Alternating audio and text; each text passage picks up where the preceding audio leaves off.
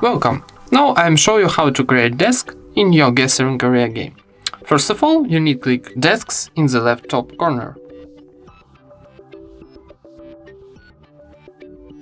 Then in the desks menu click plus right here.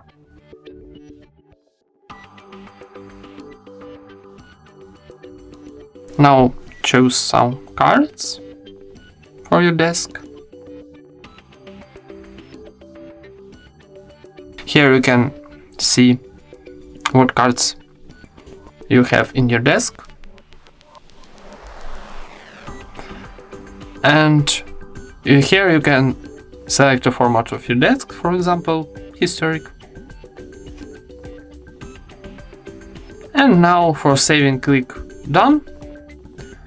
Oh, now I have a message. The desk in this format must be at least 60 cards.